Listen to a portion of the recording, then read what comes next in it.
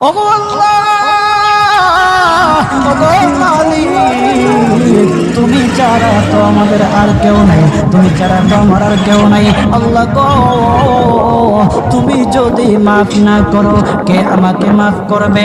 তুমি যদি মাফ না করো কে আমাকে মাফ করবে? তুমি যদি আমাকে মাফ করো তাহলে তোমার কোনো দিকে কমবে না, তুমি যদি আমাকে মাফ না করো তোমার কোনো দিকে বাড়বে না। আল্লাহ গো, তুমি আমাকে মাফ করে দাও। সারাটা জীবন অন্যায় কাজ করেছি, সারাটা জীবন নাফরমানি করেছি, আমার কাছে কালেমার দাওয়াত কম আসে নাই, আমার কাছে কালেমার দাওয়াত কম আসে নাই, আমাকে লোকেরা কম বোঝায় নাই। ওগো আল্লাহ, তুমি আমাকে মাফ করে দাও। মাফ না করলে কোথায় যাব, কার কাছে যাব? বাবা যখন মারে তখন মার কাছে আশ্রয় নেওয়া যায়, মা যখন প্রহার করে তখন বাবার কাছে আশ্রয় নেওয়া যায়, বাবা মা যখন প্রহার করে তখন দুনিয়ার কারো না কারো কাছে আশ্রয় নেওয়া যায়। ওগো আল্লাহ,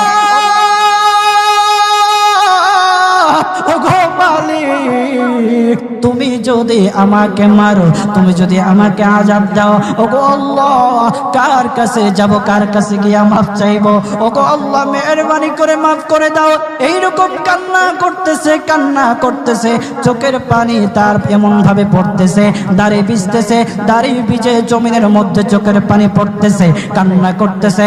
বান্দাটা কান্না করতে করতে করতে করতে আমার আল্লাহর কাছে এমন গ্রহণযোগ্যতা অর্জন করেছে, মহান আল্লাহ রাব্বুল আলামিন তার ডাকে সাড়া দিয়া তার জিন্দেগির সব গুনাহ মাফ করে দিয়েছেন। হযরত মূসা আলাইহিস সালাতু ওয়াস সালামের যুগের ঘটনা। একজন বড় পাপিষ্ঠ ছিল, জীবনে এমন কোন গুনাহ নাই যে গুনাহ সে করে নাই। তার গুনার প্রতি অতিষ্ঠ হইয়া, মানুষ তার গুনার প্রতি অতিষ্ঠ হইয়া গ্রামের লোকেরা তাকে হাত পা বেঁধে জঙ্গলের মধ্যে ফেলে দিয়ে আসে।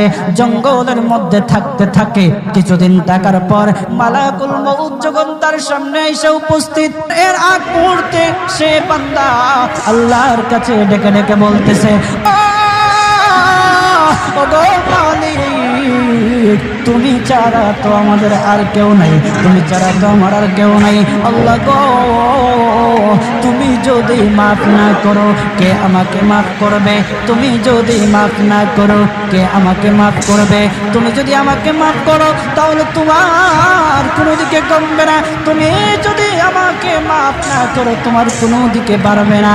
আল্লাহ গো, তুমি আমাকে মাফ করে দাও। সারাটা জীবন অন্যায় কাজ করেছি, সারাটা জীবন নাফরমানি করেছি, আমার কাছে কালেমার দাওয়াত কম আসে নাই, আমার কাছে কালেমার দাওয়াত কম আসে নাই, আমাকে লোকেরা কম বোঝায় নাই। ওগো আল্লাহ, তুমি আমাকে মাফ করে দাও। মাফ না করলে কোথায় যাব, কার কাছে যাব? বাবা যখন মারে তখন মার কাছে আশ্রয় নেওয়া যায়, মা যখন প্রহার করে তখন বাবার কাছে আশ্রয় নেওয়া যায়, বাবা মা যখন প্রহার করে তখন দুনিয়ার কারো না কারো কাছে আশ্রয় নেওয়া যায়। ওগো আল্লাহ, ওগো মালিক, তুমি যদি আমাকে মারো, তুমি যদি আমাকে আযাব দাও, ওগো আল্লাহ, কার কাছে যাব, কার কাছে গিয়া মাফ চাইবো? ওগো